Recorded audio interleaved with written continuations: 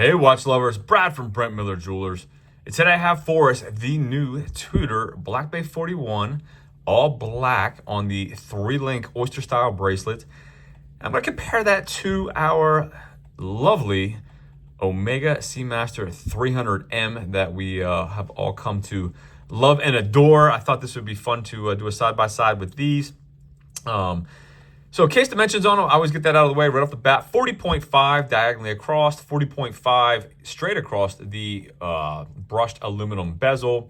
And then the crystal on the Black Bay, 31.5. Compared to the Omega at 42 millimeters even. That's the widest point of the scallop bezel from 3 to 9 across that, that bezel. And the crystal on it, actually very similar.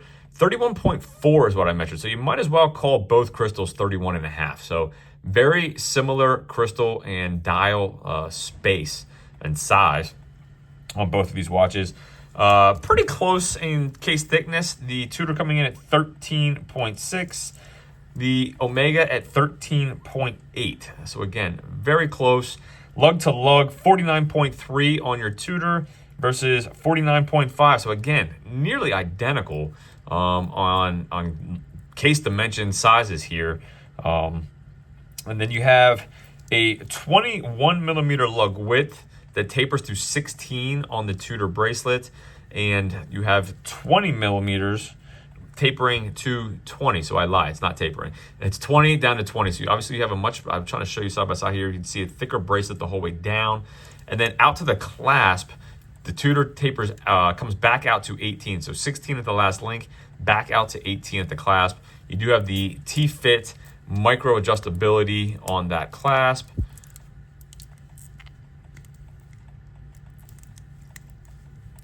And sorry you didn't get the great audible. My glove was in the way there, but again, signed. Solid stainless steel case back. Underneath there is the MT5602-U Matas Master Chronometer Certified Movement. 70 hours of power reserve. You have a signed screw-down crown with that Tudor Rose logo there. 200 meters of water resistance. 164.2 grams.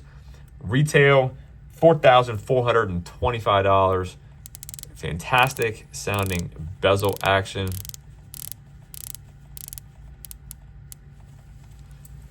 And again, on our Omega, and we'll get closer into the dials here in a second, but exhibition case back, well, I guess I'll start with the bracelet. 20, I told you, 20 at the last link, no taper. And then you have a fold over deployant, no flip lock clasp. You have a dual push button release system on this deployant clasp. You do have on the fly, push down and slide. So similar functionality there. Both of them removable links by screws. The Omegas, you have 2 small screws, one on each side with a pin in between. On the Tudor, it's just 1 screw you unscrew that pulls all the way out. What am I missing here on this Omega? The clasp itself, 21 millimeters. So the clasp on the Tudor in 18 is a little bit thinner and actually a little bit shorter. You can see that you have the T-fit there, but the clasp itself is certainly less real estate there than the Omegas. Now, if you're taking into consideration, I guess to be fair, it would be all of that.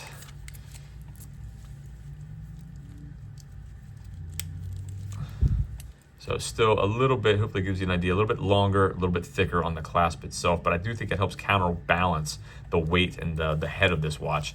With a thinner bracelet on the Tudors, I don't know that you need that as much. Moving on, exhibition case back on the Omega, so you are getting to see the movement on your Omega. That is a caliber 8800 movement. You can see the coaxial on the rotor. 55 hours of power reserve though, so a little bit less power reserve than we're gonna get on that Tudor, but both master chronometers, a little additional water resistance, 300 meters versus 200 on your Tudor, and then 194.9 grams, gonna be a little bit heavier. So what is that, about 30 grams heavier than your Tudor. And price on your Seamaster 300M, $5,900, again, $4,425, so you're looking at about, what, $1,500 difference in price. Again, very matte on the bezel, the aluminum bezel here. You do have a polished ceramic bezel as well as a ceramic dial on your Omega. You do get a little bit of splash of color here as well with the Seamaster text and the second hand, as well as the date window. If you want a date complication, the Omega is going to be where it's at. So again, you know, I did not give you the bezel action on the Omega. 120 click versus the 60 click on the Tudor. Just a different feel, a little bit different sound, but both of them great nonetheless.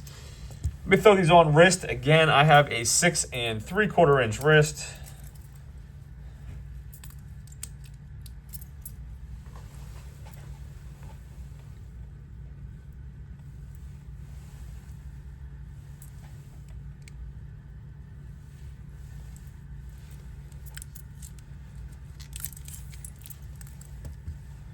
And the Omega.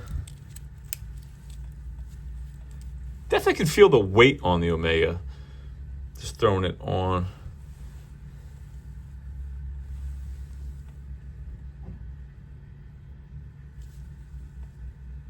My OCD, I'd recognize that was one off there.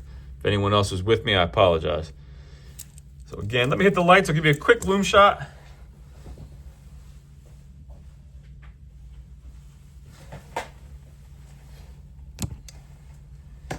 As always, gang, greatly appreciate you viewing. Let me know, where are you spending your, well, let's just call it roughly $5,000, give or take. Is it the Tudor Black Bay 41 or the Omega Seamaster 300M?